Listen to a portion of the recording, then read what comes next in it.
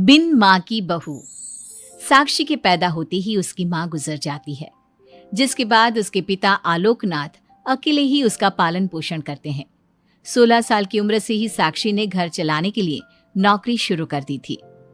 बेटी से बढ़कर एक बेटे की तरह वो अपने पिता को कंधे से कंधा मिलाकर काम में हाथ बटाती रहती है। साक्षी, मेरे होते हुए तुझे नौकरी करने की कोई जरूरत नहीं है। तेरे हर शौक पूरे करने के लिए मैं अभी जिंदा हूँ। और आपकी शौक का क्या पापा? आपके भी तो कुछ शौक होंगे ना, मुझे वही सब पूरे करने हैं। मेरे शौक का क्या बेटा, मैं तो बूढ़ा हो चुका हूँ। मेरे शौक तो तेरी माँ के साथ ही कब के मर चुके हैं। अब तो सिर्फ एक ही सपना है मेरा कि जल्दी से किसी अच्छे लड़के को देखकर तेरी शादी करा दूं। क्या पापा, आपकी हर बात मेरी शादी पर आकर ही क्यों अटक जाती है? अगर मैं चली गई तो आपका ख्याल कौन रखेगा? इसलिए मैं आपको छोड़कर कहीं नहीं जाऊंगी। अरे बेटा, एक ना एक दिन हर लड़के को जाना ही पड़ता है। तुझे भी जाना तो होगा ही। अपने पिता की बातों से निराश होकर साक्षी अपने रूम में चली जाती है। पिता से दूर होने के ख्याल से ही वो फूट फूट कर रोने लगती है। कुछ दिनों के बाद, आलोकनाथ जी, हमारी नजर में एक लड़का है। उसके पास बंगला, कार, सब कुछ है। सुना है करोड़पति लोग हैं वो। आप कहे तो आपकी बेटी के लिए बात करूं? अरे लेकिन हमारे इतने बड़े परिवार में अपनी बेटी ब्याहने की हैसियत नहीं है। उन सब की चिंता मत कीजिए। उन लोगों को दहेज वगैरह कुछ नहीं चाहिए। वो लोग तो सिर्फ अपने परिवार के लिए गुणी और संस्कारों से परिपूर्ण बहू चाहते हैं। अगर ऐसी बात है तो आप उन लोगों से मेरी बेटी के बारे में बात कीजिए। मेरी बेटी में वो सभी गुण हैं जो वो अपने परिवार की बहू के लिए चाहते हैं। इस तरह वो साक्षी का रिश्ता लेकर अर्जुन नाम की लड़की के परिवार के पास जाता है। साक्षी की फोटो देखकर लड़के वाले उसे झट से पसंद कर लेते हैं, जिसके बाद अर्जुन के परिवार वाले साक्षी को देखने उसके घर पहुंचते हैं। आलोकनाथ जी, हमें तो आपकी लड़की फोटो में ही पसंद आ गई, और फिर भाई साहब ने आपकी लड़की की तारीफ भी बहुत की है। अब तो बस आप हमें उससे मिलवा ही दीजिए। साक्षी बिटिया, बाहर आना तो। साक्षी। अपने पिता की आवाज सुनकर साक्षी तुरंत बाहर आ जाती है और एक एक करके सभी के पैर छूती है। आलोकनाथ जी, आपकी बेटी तो सच में बहुत गुणवान और संस्कारी लगती है। बिटिया, क्या क्या शौक है तुम्हारे? पापा, और अपनी ज़रूरतें पूरी करने के अलावा मेरे और कोई शौक नहीं है। आपने अपनी लड़की को सच में बहुत अच्छे संस्कार दिए हैं भाई साहब। इसे अपने घर की बहू बनाना तो हमारे लिए सौभाग्य की बात होगी। इस तरह सबकी राजी खुशी से अर्जुन और साक्षी की शादी भी हो जाती है। साक्षी की सास उसे एक माँ का भरपूर प्यार देती है और कभी उसे मायके की कमी महसूस नहीं होने देती। साक्षी बेटा, तू आराम कर। सुबह से घर के काम पर लगी है, थक गई होगी अब बिटिया। नहीं माँ, मैं ठीक हूँ, आप चिंता मत कीजिए। मैंने कहा ना, अपने रूम में जाकर आराम कर। अरे काम की टेंशन मत ले। अपनी सास की जिद के आगे हार मानकर साक्षी अपने रूम में चली जाती है। थोड़ी देर बाद उसका पति भी वहां पहुंच जाता है। साक्षी, तुमने मेरी रेड कलर की फाइल देखी क्या? जी नहीं, मैंने तो आपकी कोई फाइल नहीं देखी। साक्षी, तुमसे मेरी एक फाइल तक नहीं संभाली जाती। 1000 बार बोला है तुमसे कि मेरे सामान को हाथ मत लगाया करो। मेरी सुनती ही कहाँ हो तुम? माँ ने बहुत सर पर चढ़ा रखा है तुम्हें। अर्जुन के इतना कहते ही साक्षी रोने लगती है। साक्षी के रोने की आवाज सुनकर उसकी सास वहां पर आ जाती है। साक्षी बेटा, क्यों रो रही है? इस नालायक ने कुछ किया है क्या? साक्षी अपनी सास मीना को सारी बात बताती है। क्यों? गधे, अपनी फाइल का खुद तो ध्यान रखता नहीं और बहू को ताने देता है। माँ, अब तो रहने ही दो। आपको हर समय अपनी बहू ही सही लगती है। सही लगती नहीं, सही है मेरी बहू।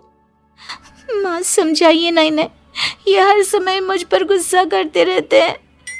खबरदार अर्जुन, जो आज के बाद तूने मेरी बहू के साथ ऐसा बर्ताव किया तो मुझसे बुरा कोई नहीं होगा। अपनी माँ की डांट सुनकर अर्जुन वहां से चला जाता है। बहू, अगर दोबारा ये तुम्हें ऐसा कुछ कहे तो तुम मुझे आकर फौरन बोल देना। मैं हमेशा तुम्हारे साथ खड़ी रहूंगी बेटा। माँ, आप सच में बहुत अच्छी हो। मुझे बचपन से लेकर आज तक कभी एक माँ का प्यार नहीं मिला, लेकिन जब से आप मुझे मिली हैं तब से मुझे माँ की कमी कभी महसूस नहीं हुई। अरे पगली, मैं भी तो तेरी माँ ही हूँ, और मेरे होते हुए अब तुझे कभी अपनी माँ की कमी महसूस नहीं होगी। एक दिन, साक्षी, अब मैं तंग आ चुका हूँ तुमसे। भगवान के लिए मुझसे दूर रहा करो। अब मुझे ना चिढ़ होने लगी है तुमसे।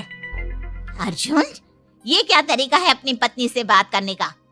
माँ प्लीज, आप रोज रोज इसकी पैरवी करने मत आया कीजिए। अरे क्या हुआ? सुबह सुबह तमाशा क्यों लगा रखा है? पापा, आपको पता है, इस साक्षी की वजह से मेरा लैपटॉप खराब हो गया है। ऑफिस का पूरा डाटा इसी में था, और देखिए ना, इसने उसमें चाय गिरा दी। अब मैं अपने बॉस को क्या जवाब दूंगा? माँ, मेरा यकीन कीजिए, मैंने जानबूझकर चाय नहीं गिराई। मैं तो इन्हें दे रही थी चाय, लेकिन इन्होंने ही ठीक से नहीं पकड़ी। अच्छा, तब इसमें भी मेरी ही गलती है। वाह साक्षी, वाह। अर्जुन, तू बहू पर इतना क्यों भड़क रहा है? अब जो हो गया सो हो गया। सुन लेना ऑफिस में थोड़ी सी डांट। अब अपनी बीवी के लिए इतना तो कर ही सकता है ना तू। मैं आपके लिए दूसरा लैपटॉप ले आऊंगी, आप परेशान मत होइए। कोई जरूरत नहीं है उसकी, मैं खुद ले लूंगा। मेहरबानी करके अब मेरे सामान से दूर रहना। इतना कहकर अर्जुन वहां से चला जाता है, जिसके बाद साक्षी फूट फूट कर रोने लगती है। चुप हो जा बेटा, उसकी बातों का बुरा मत माना कर। अरे वो तो पागल है। मीना के इतना कहते ही साक्षी उसे कसकर गले लगा लेती है। माँ, आप नहीं होती तो मेरा क्या होता? मैं बहुत भाग्यशाली हूँ जो भगवान ने मुझे सास के रूप में मेरी माँ लौटा दी है। बेटा, जीवन में ये सब चलता ही रहता है, ऐसी बातों को दिल पर नहीं लगाना चाहिए। चल अब अपने आंसू पूछ और मेरे साथ काम में हाथ बटा। इतना बोलते ही मीना रसोई की तरफ चल देती है। साक्षी भी अपनी सास के पीछे चल देती है और सभी बातों को भूलते हुए खुशी खुशी काम पर लग जाती है। मन ही मन साक्षी अपनी सास को हर जन्म में अपनी माँ के रूप में मांगने के लिए भगवान से प्रार्थना करती रहती है। ऐसे ही दिन बीतते रहते हैं। मीना हर समय ढाल बनकर अपनी बहू के लिए खड़ी रहती। तभी एक दिन पड़ोसी, मीना, तूने अपने बेटे के लिए यह कैसी बहू चुनी है जिसकी माँ उसके पैदा होते ही गुजर गई? अरे ये तो कुलक्षणी है।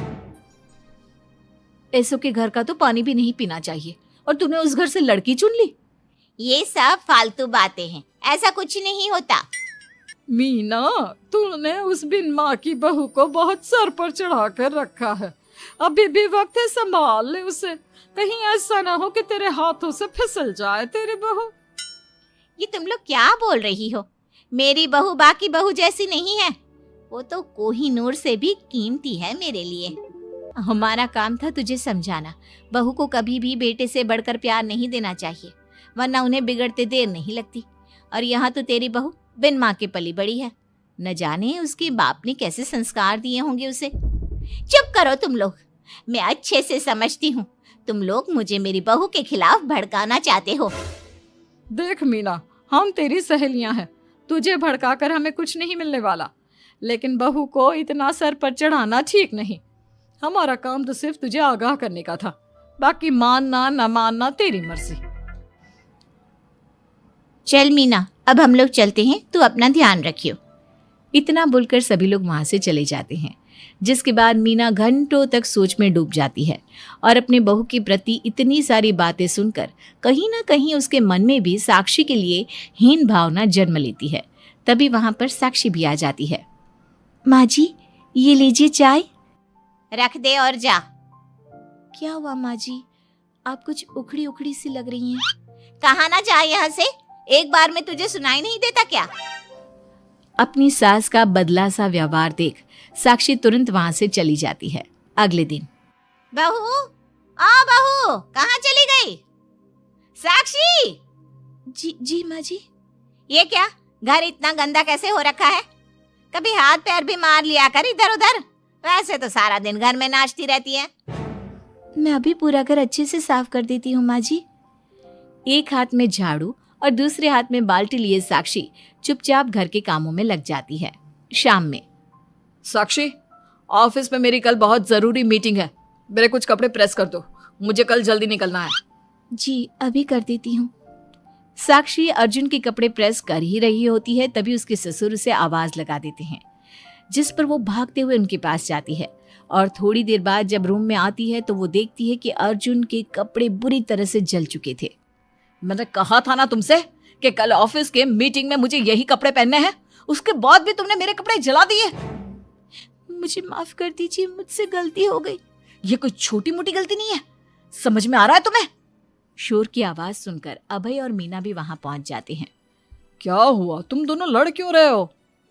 पापा देखिए ना, इसने मेरी नई शर्ट जला दी जो मैं कल मीटिंग में पहनने वाला था।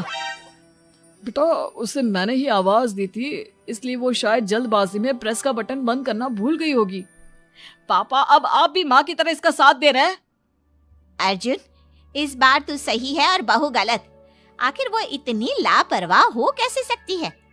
माँ जी प्लीज मुझे माफ कर दीजिए। अब तुम्हारी सजा ये है कि अभी और इसी वक्त तुम मेरे बेटे के लिए हूबहू ऐसी ही शर्ट ढूंढ कर ले आओ। जाओ। तुम्हारा दिमाग खराब हो गया है क्या? इस समय कहाँ जाएगी हमारी बहू? और अब तो सारी दुकानें भी बंद होने वाली होंगी। अगर दुकानें बंद हो भी गई होंगी तो उसे खुलवा कर मेरे बेटे के लिए शर्ट लेकर आओ। माँ रहने दीजिए, इन सब की कोई जरूरत नहीं है। पापा ठीक कह रहे हैं, इस समय कहाँ जाएगी ये? मैं कोई दूसरा शर्ट पहन लेता हूँ। मैंने जो कह दिया सो कह दिया। अब गलती इसने की है तो सुधारना भी इसे ही पड़ेगा। जाकर शर्ट लेकर आओ। मीना की बातें सुनकर साक्षी रोते हुए वहां से चली जाती है और रात के 10 बजे तक पति के लिए दुकानों पर जाकर कपड़े ढूंढती रहती है। थक हार कर करीब 12 बजे साक्षी कपड़े लेकर घर पहुंचती है। अर्जुन की ऑफिस के मीटिंग के लिए तुम्हें हूबहू वैसे ही कपड़े मिले या नहीं? ये रहे कपड़े मम्मी जी। साक्षी अपनी सास को कपड़े देकर जा ही रही थी कि मीना उसके हाथ में चोट देखती है। ये चोट कैसे लगी तुझे? पता नहीं, जल्दबाजी में शायद किसी चीज से लग गई होगी।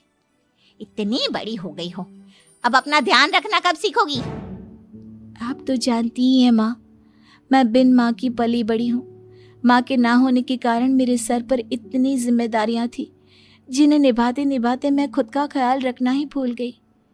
लेकिन आप जानती हैं माँ, मुझे अब भगवान से कोई गिले शिकवे नहीं है, क्योंकि भले ही उन्होंने मुझसे एक माँ छीनी है, लेकिन उन्होंने आपको मुझे दिया है और अब आप ही मेरी माँ हैं।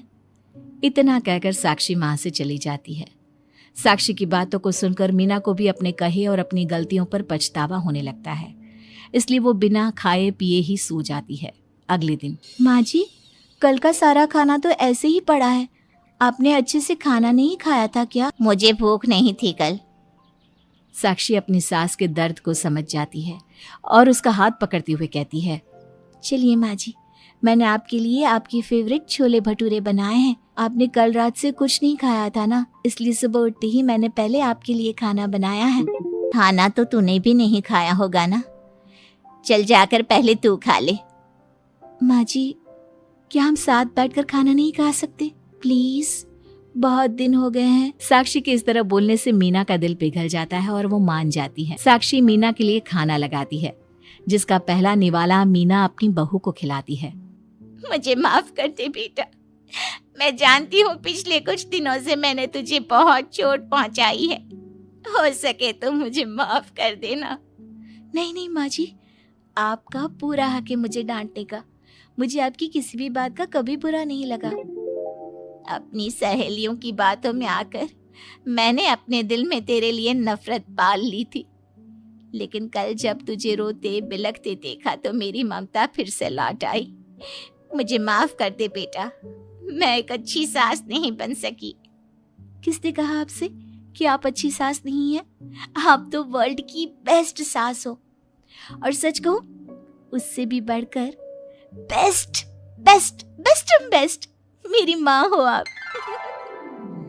इतना कहकर साक्षी अपनी सास को गले लगा लेती है और उसके बाद दोनों पहले की ही तरह हंसी खुशी साथ रहने